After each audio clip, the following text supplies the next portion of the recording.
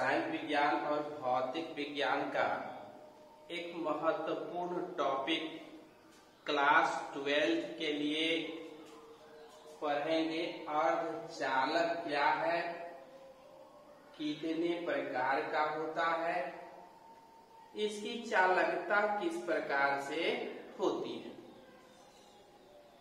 जैसा कि आप बैंड सिद्धांत के आधार पर बैंड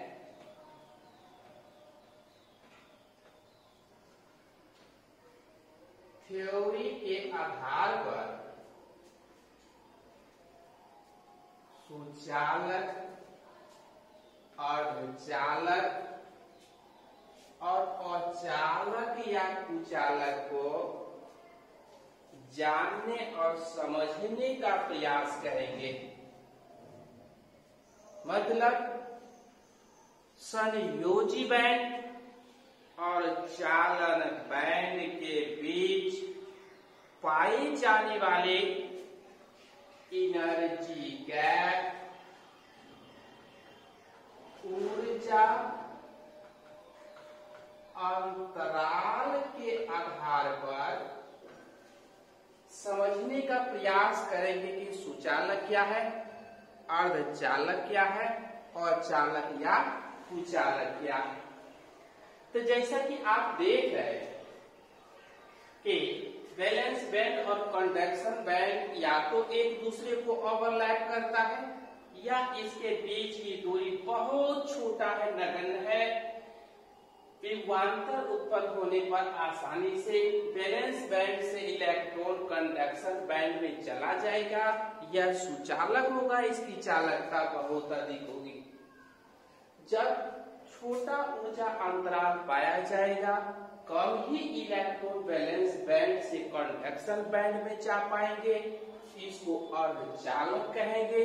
और यदि बहुत बड़ा ऊर्जा अंतराल पाया जाता है, विभवांतर उत्पन्न होने पर एक भी इलेक्ट्रॉन या कोई भी इलेक्ट्रॉन वैलेंस बैंड से कंडक्शन बैंड में नहीं जा पाता है, संयोजी बैंड से चालन बैंड में नहीं जा पाता है, तो ऐसे पदार्थ को हम कुचालक कहेंगे। इसी को हम लोग आज जानने और समझने का प्रयास करते हैं कि सुचालक क्या है, अर्धचालक क्या है और कुचालक क्या है। जैसा कि आप देख रहे हैं कि जो हमारा चालक या सुचालक है, इसके वैलेंस बैंड और चालन बैंड, कंडक्शन बैंड के बीच या तो ऊर्जा अंतराल बिल्कुल नहीं है, या अगर ऊर्जा अंतराल है भी तो बहुत छोटा है। अगर विभवांतर उत्पन्न होता है तो सभी इलेक्ट्रॉन बहुत सरलता से, बहुत आसानी से इस वैलेंस बैंड से निकल करके कंडक्शन बैंड में चले जाते हैं। इसको हम लोग विद्युत का सुचालक या चालक कहते हैं। फिर अगर यह जो हमारा एनर्जी गैप है, अगर यह थोड़ा सा बड़ा हो जाता है, मतलब वैलेंस बैंड और कंडक्शन बैंड के बीच अगर छोटा ऊर्जा अंतराल पाया जाता है, तो कुछ ही इलेक्ट्रॉन इस वैलेंस बैंड, संयोजी बैंड से निकल करके कंडक्शन बैंड या चालन बैंड में जा पाते हैं। ऐसे पदार्थ को अर्धचालक कहते हैं, जैसे सिलिकॉन और जर्मेनियम। जितना भी इलेक्ट्रॉनिक सामान है, सभी का निर्माण अर्धचालक से होता है।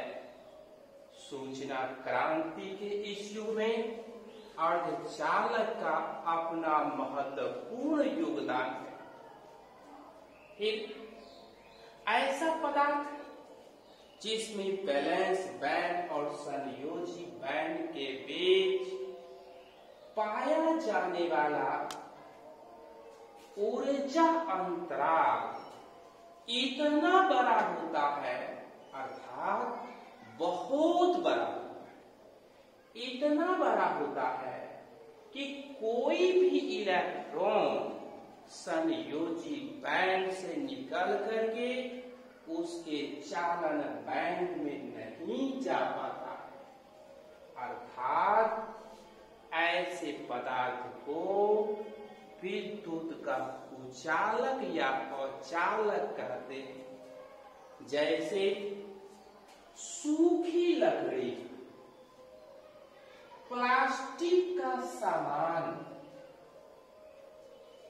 टाइल्स, मार्बल, सूखी ईंट, सूखी मिट्टी, कागज, रबर, कांच, सिरामिक्स के सामान सभी के सभी अर्धचालक हैं। अर्थात अर्धचालक की चालकता सुचालक से कम होती है और कुचालक से अधिक होती है। जैसे सिलिकॉन तथा जर्मेनियम अर्धचालक है। उसके बाद हम बात करेंगे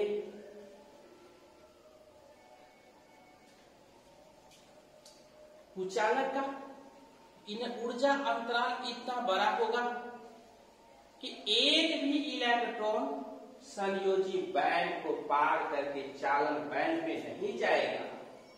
उसको अचालक या कुचालक कहेंगे। इस चैप्टर में, इस भाग में हम पढ़ने का प्रयास करेंगे मुख्यतः अर्धचालक, अर्थात सिलिकॉन और जर्मेनियम को पढ़ने का प्रयास करेंगे। सूचना क्रांति के युग में LED bulb, photo diode, Zener diode, motherboard, IC circuit, transistor, इन सभी का निर्माण किसी न किसी प्रकार के अर्धचालक से ही होता है। अर्थात आज हम विस्तार से यह जानने और समझने का प्रयास करें कि अर्धचालक क्या है। जैसा कि आप जानते हैं, ऐसा पदार्थ जिसकी चालकता सुचालक और कुचालक के बीच होती है, उसको हम लोग अर्धचालक या सेमीकंडक्टर कहते हैं। यह जो अर्धचालक है, या तो शुद्ध अवस्था में पाया जाएगा। शुद्ध अवस्था वाले अर्धचालक को नैज अर्धचालक, शुद्ध अर्धचालक या इंट्रिंसिक अर्धचालक कहेंगे। दूसरा, फिर ऐसे शुद्ध अर्धचालक जो सामान्य ताप पर अर्थात कमरे के तापक्रम पर विद्युत का कुचालक होता है, अर्थात इसकी चालकता शून्य होती है। जब हम शुद्ध अर्धचालक को चालक बनाने का प्रयास करेंगे, अर्थात चालकता बनाने का प्रयास करेंगे, तो इसको ताप देना पड़ेगा। शुद्ध अर्धचालक विद्युत के कुचालक होते हैं और शुद्ध अर्धचालक की चालकता ऊष्मा या ताप को दे करके हम बढ़ा सकते हैं, परंतु सामान्य व्यवहार में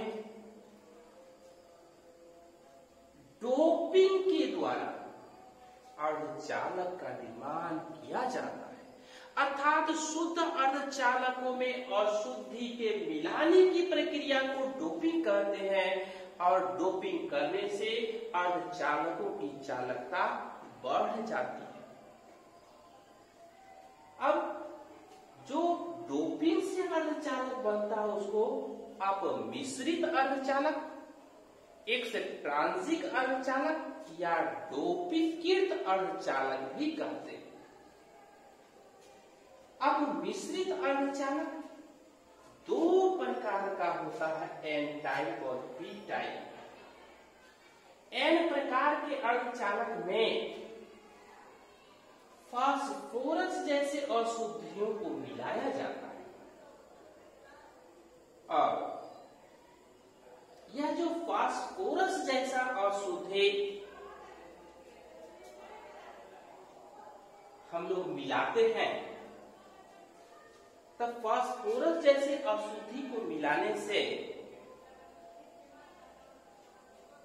पेंटावेलेंट अशुद्धि मिलाने से 4 इलेक्ट्रॉन के साझा से सहसंयोजक बंधन का निर्माण होता है, परंतु एक इलेक्ट्रॉन मुक्त इलेक्ट्रॉन के रूप में बच जाता है।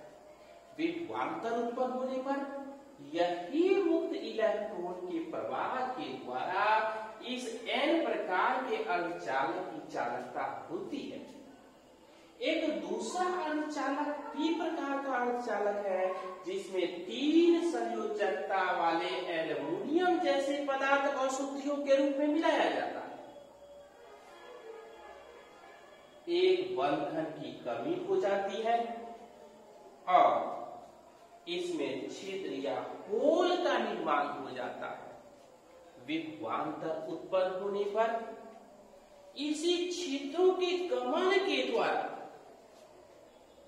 पी प्रकार के अर्धचालकों की चालकता होती है।